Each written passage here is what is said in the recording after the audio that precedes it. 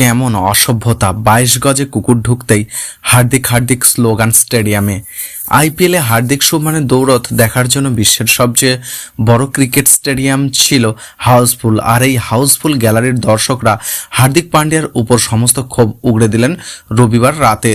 রোহিতকে সরিয়ে হার্দিককে মুম্বাইয়ে নতুন নেতা বানানোর পর থেকে মুম্বাই ইন্ডিয়ান্স ও হিটম্যানের অনুরাগীরা রাগে ফুঁসছিলেন। সেই রাগে যেন আহমেদাবাদে মুম্বাইয়ের প্রথম ম্যাচে স্টেডিয়ামে উপস্থিত দর্শকদের থেকে বেরিয়ে এলো। মুম্বাই ইন্ডিয়ান্সের নতুন অধিনায়ক হার্দিক পান্ডিয়ার উদ্দেশ্য করে এমন কথাই হয়তো বলেছেন তার সমালোচকরা।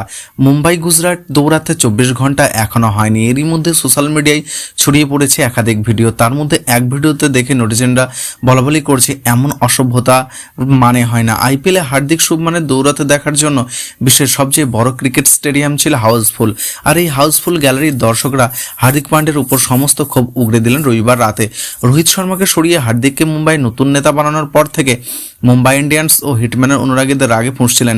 সেই রাগ যেন আহমেদাবাদে মুম্বাইয়ের প্রথম ম্যাচে স্টেডিয়ামে উপস্থিত দর্শকদের থেকে বেরিয়ে এলো।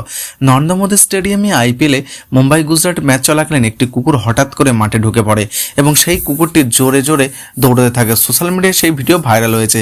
সেখানে শোনা গিয়েছিল এই কুকুরটি যখন মাঠের মধ্যে ছুটছিলেন সেই সময় গ্যালারি থেকে দর্শকরা হার্দিক হার্দিক স্লোগান দিচ্ছিলেন। এই ভিডিও সত্যতা যাচাই করেনি। একাধিক নেটিজেনদের এভাবে হার্দিককে মর্যাদা ক্ষুণ্ণ হওয়া নিয়ে বেজায় চড়েছেন। একজন লিখেছেন, সকলে যখন টাকা ও খ্যাতির জন্য খেলছে তখন ওকে কেন আমরা ঘৃণা করব। আর একজন লেখেন, আমি একটা জিনিস বুঝতে পারছি না কেন সবাই হার্দিককে দোষারোপ করছে। যদি দোষ দিতেই হয় তাহলে ইন্ডিয়ান ফ্র্যাঞ্চাইজিকে দোষারোপ করা উচিত, কারণ ওরাই এই সিদ্ধান্ত নিয়েছে। হার্দিককে টোল করাই কোনো উচিতই হয়।